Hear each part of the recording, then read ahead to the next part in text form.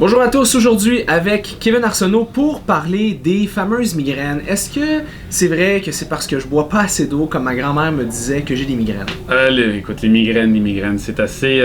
c'est pas une science, c'est pas encore très bien compris comme phénomène, mais c'est quelque chose qui est présent dans beaucoup de parties de la population. Donc, je te dirais que ma femme, elle a eu des migraines pendant longtemps. Je dis elle a eu parce qu'aujourd'hui, elle en a très peu. Si c'est une par année, par 2 ans, c'est très faible parce que je lui donne des outils pour essayer de l'aider. Donc, le but, c'est bon, il y a la médication qui existe, mais le but de la capsule aujourd'hui, c'est qu'est-ce que je peux faire dans mon quotidien pour être capable de m'aider si j'ai des migraines. Puis on s'entend quand on a des migraines, c'est tout ce qui vient avec la difficulté au niveau de la luminosité, avec le son, des fois les engourdissements qui peuvent être présents. C'est un petit peu différent d'un mal de tête, souvent qui peut être causé par le nerf d'Arnold en arrière ou des tensions au niveau cervical qui vient faire une pression sur le côté de la tête. Mais côté migraine, en tant que tel.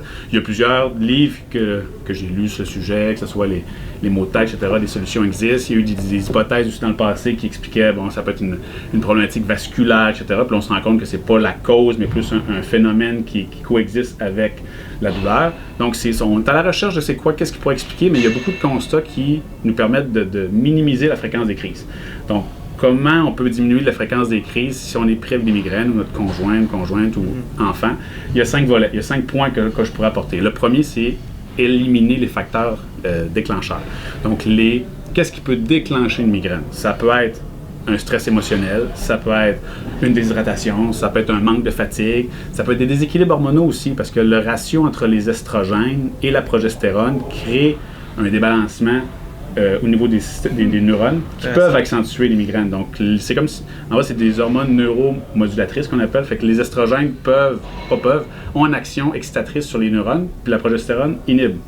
Fait que si j'ai un ratio correct, ça va bien. Si j'ai un déséquilibre, j'excite plus que j'inhibe. Donc là, je peux provoquer des migraines, au même temps que je peux provoquer une crise d'épilepsie chez les personnes qui sont sensibles à. Donc, le but, c'est de faire des topos sanguins pour voir comment mon ratio estrogène chez la femme, parce qu'on s'entend que chez les migraines, on voit qu'il y a 70% des migraineux qui sont des femmes. Donc, c'est plus prédisposé. Ce n'est pas seulement à cause des perturbations hormonales, mais ça fait partie des causes. Donc, pour moi, c'est de régler ces causes-là, donc diminuer les stress de vie, s'assurer d'avoir une bonne hygiène de sommeil, etc. Et de s'assurer que le volet hormonal soit contrôlé par des bilans sanguins. Souvent, on va le voir lors de la ménopause, lors de la ménarche, donc l'apparition des règles quand on est plus jeune, s'il y a une grossesse. Donc, tous ces volets-là jouent sur les facteurs hormonaux, donc il faut être capable de contrôler. Quand on est à la ménopause, on va prendre des hormones bioidentiques pour être capable de contrôler ce ratio-là, qui pourrait diminuer la fréquence au niveau des crises. Au niveau alimentaire, on est... Ça doit être vaste, là. Ben, c'est pas si vaste. Il y a beaucoup de données qui sont présentes. À la base, je pense que tu connais le docteur Senialet avec son régime hypotoxique. On entend de plus en plus parler. Lui, il y avait 57 patients qui avaient des migraines. Sur les 57, 49 avec le régime hypotoxique n'ont plus eu de migraines. Donc, on a enlevé quoi? On a enlevé le gluten, les produits laitiers, tous les aliments cuisson en haute température. En haut de 120 degrés de cuisson, là, on ne veut pas que ça calcine, on ne veut pas. Plus de migraines. Est-ce que le gluten pourrait avoir un impact sur les produits laitiers? Est-ce que les études n'ont pas poussé dans ce sens-là? Il y a quelques études qui ont poussé au niveau des hypersensibilités alimentaires, mais au niveau du gluten, puis des produits laitiers, est-ce qu'on pourrait donner la chance? C'est de l'essayer. Moi, ma femme les a enlevés, puis elle n'a plus de migraine aussi depuis. Puis quand on regarde la littérature, on voit que dans le gluten, tu as la gliadine alpha qui se fixe sur les récepteurs du glutamate, qui est un neurotransmetteur qui peut interagir aussi au niveau des neurones. Fait qu'on voit qu'il y a quelque chose qui se tient là-dedans. Et puis, au niveau des études, c'est plus sur les hypersensibilités alimentaires qui sont une réaction du système immunitaire sur les IgG. Déjà. Fait que ça, c'est des choses qu'on peut tester sanguin. On peut se faire tester sur les hypersensibilités alimentaires. Puis on voyait que le maïs, les œufs aussi faisaient partie des éléments qui peuvent déclencher des migraines. Donc, à faire attention sur ces points-là. Le glutamate monosodique, que j'ai déjà parlé dans une capsule, à faire attention.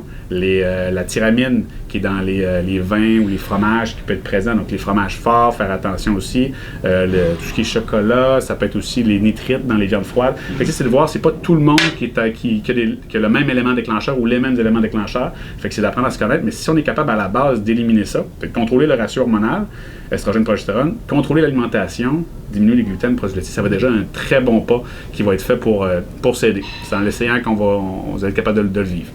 Troisième point que je mettrais, ce serait le magnésium.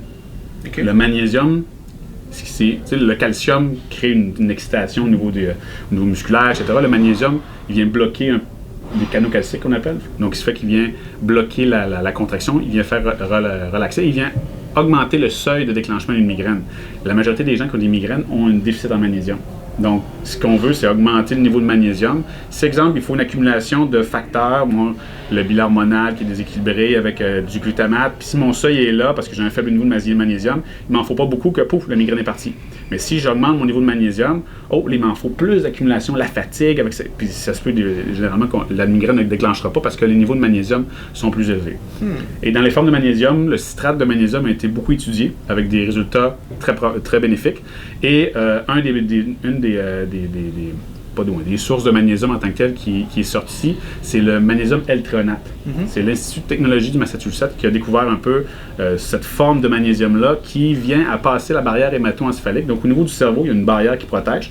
Toutes les autres formes de magnésium ne passent pas cette barrière-là, sauf lui, le magnésium. Donc au niveau des problématiques, que ce soit au niveau cérébral, que ce soit l'épilepsie, la migraine, que ce soit le TDAH, l'autisme, etc., quand il y a des déficits en magnésium, le magnésium L-thréonate aura un avantage sur les autres parce qu'il permet de se rendre au niveau du liquide céphalo-rachidien, au niveau du cerveau, puis faire son action davantage. Fait que pour moi, ça serait un troisième point qui serait vraiment intéressant. Quatrième point, c'est qu'on voit un débalancement au niveau de la sérotonine au niveau des personnes qui ont des migraines. Fait que c'est sûr que si on a un débalancement intestinal, on a une irritation par le gluten, les produits laitiers, 95% de la sérotonine est synthétisée au niveau de l'intestin, ce qui fait que si j'ai un intestin qui ne fonctionne pas bien, ma sérotonine n'ira pas bien. Puis comme de fait, quand on donne des antidépresseurs aux personnes qui ont des migraines, on voit une amélioration, ou en vrai, une amélioration de leur état, mais une diminution de la fréquence des crises. Donc on voit que la sérotonine est impliquée là-dedans. Donc de donner, exemple en supplémentation, soit du tryptophane ou du 5-HTP, qui sont des précurseurs de la sérotonine, va aider. Et quel produit la sérotonine peut donner en l'absence de lumière? La mélatonine. Donc ce qu'on veut, c'est... on voit aussi que les gens, par exemple migraineux, ont un déficit en mélatonine. Donc c'est des choses que là, ça accentue une problématique de sommeil, dort moins bien, se lève fatigué, puis la fatigue peut être une source de stress, peut être une source aussi de déclencheur de la migraine. Donc c'est la mélatonine en soirée pourrait être une autre façon de... Tu sais, c'est des éléments à appliquer un à un pour voir qu'est-ce qu'il y en est. Puis le cinquième point, ça serait vraiment je les ai mis en ordre de priorité, le cinquième étant la fonction mitochondriale. Donc la mitochondrie, la petite usine qui produit de l'énergie. Quand on a une migraine, les neurones ont de la difficulté à faire bien leur travail. À l'intérieur, ils ont des petites mitochondries. On remarque beaucoup d'anormalités génétiques chez les personnes qui ont des migraines, donc de donner des éléments qui vont aider la mitochondrie à bien fonctionner, comme de la coenzyme Q10, bien entendu, et même la riboflavine, qui est la vitamine B2, à haut dosage, à 400 mg, a vraiment un très bel effet sur la diminution de la fréquence des crises de migraine. Donc, c'est un peu le top 5 de qu'est-ce qu'on pourrait faire pour s'aider. La priorité étant ajuster votre bilan hormonal si vous êtes une femme, demandez-le à votre médecin. Alimentation, faire attention en deuxième lieu. Après ça, magnésium serait le troisième. Les deux autres, l'axe hormonal de neurotransmetteurs, sérotonine et les mitochondries, seraient secondaires, mais les trois premiers pour moi sont prioritaires pour s'aider. Comme je vous dis, ma femme n'a plus de migraine de pluie, donc c'est un cas. Est-ce que ça vaut ce que ça vaut? La littérature est quand même présente au niveau des données pour chacun des ingrédients. Super, super intéressant. Puis je pense que ça va aider beaucoup de gens parce que je pense que c'est un fléau aussi, la migraine. Exact, c'est de le comprendre. La médication est là pour aider. Le but, c'est d'avoir plusieurs outils. On essaie la médication. Il y en a qui ne réagissent pas à la médication. Il y en a qu'il faut qu'ils attendent que la migraine se parte pour prendre une médication parce que sinon, il n'y a rien qui peut être fait en amont pour essayer de prévenir ça.